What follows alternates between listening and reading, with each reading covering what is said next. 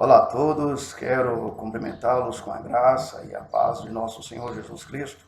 Eu gostaria de convidar você nesse dia a estar refletindo comigo em Jó, capítulo de número 29, versos de número 12 a 16, onde a palavra de Deus nos diz assim: Porque eu livrava os pobres que clamavam, e também o órfão que não tinha quem o socorresse. A bênção do que estava a perecer vinha sobre mim, e eu fazia rejubilar-se o coração da viúva. Eu me cobria de justiça, e esta me servia de veste. Como manto e turbante, era a minha equidade. Eu me fazia de olhos para o cego e de pés para o coxo. Dos necessitados era pai, e até as causas dos desconhecidos eu examinava. Refletiremos neste dia a respeito do tema amor demonstrado nas atitudes.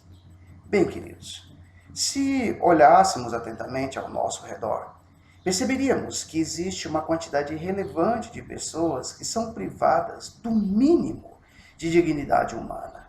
Falta-lhes o alimento, medicamentos, um lar, mas, sobretudo, cuidado e amor.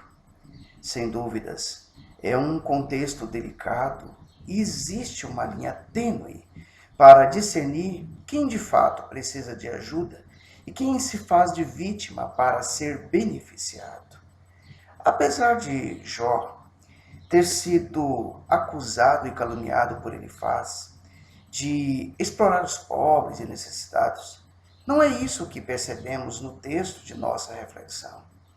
Esse texto nos mostra um homem comprometido em socorrer os pobres, agir em favor dos órfãos, contribuía para que a tristeza das viúvas pudesse ser convertida em alegria, cuidava dos deficientes e, além disso, examinava cuidadosamente as necessidades alheias, assim como um pai que enxerga as necessidades de sua família e, de uma forma geral, dos seus filhos.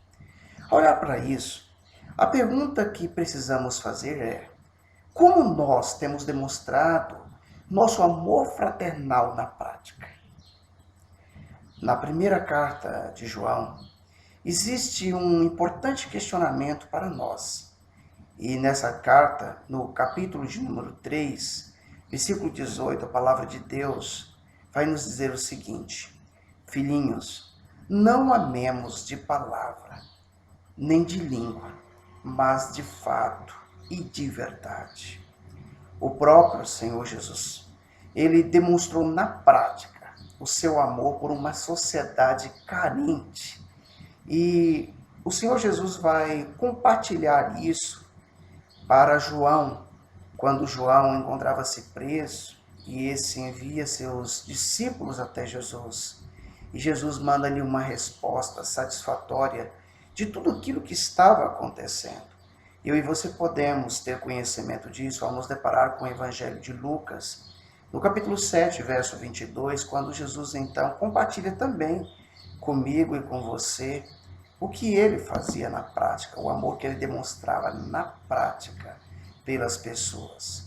Então Jesus lhe respondeu: Ide anunciai a João o que vistes e ouvistes.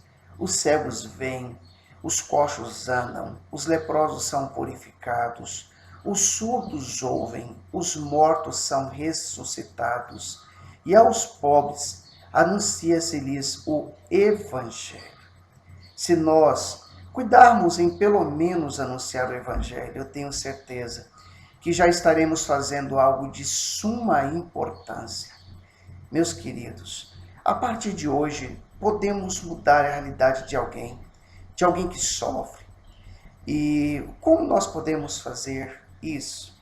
Inicialmente, eu diria que, após orar, pedindo ao Senhor a direção do que fazer, nós precisamos estar completamente dispostos a fazer algo e fazê-lo com motivação, e motivação certa.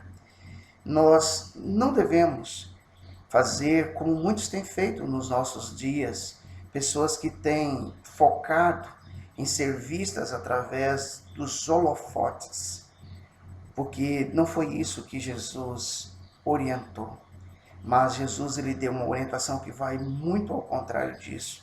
Eu e você podemos ter conhecimento dessa orientação ao nos deparar com o Evangelho de Mateus, capítulo 6, versículo de número 2, onde a palavra de Deus nos diz assim: Quando, pois, deres esmola, não toques trombeta diante de ti, como fazem os hipócritas nas sinagogas e nas ruas, para serem glorificados pelos homens. Em verdade vos digo, que já receberam a recompensa.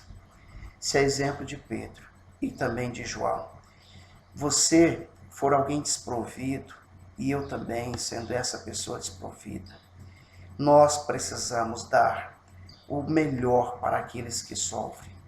E o que é o melhor que muitas vezes nós podemos dar? Atenção.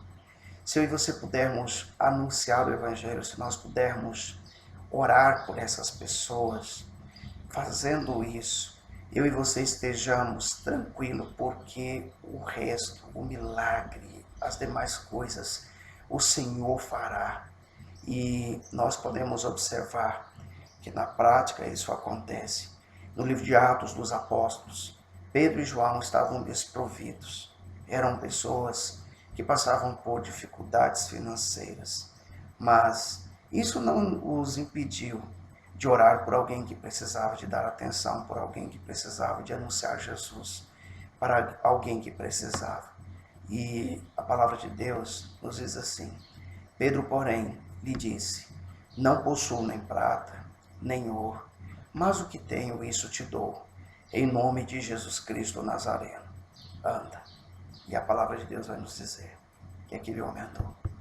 Que Deus em Cristo ajude a mim, ajude a você, ajude a nós a ter esse amor na prática. Que Deus em Cristo nos abençoe.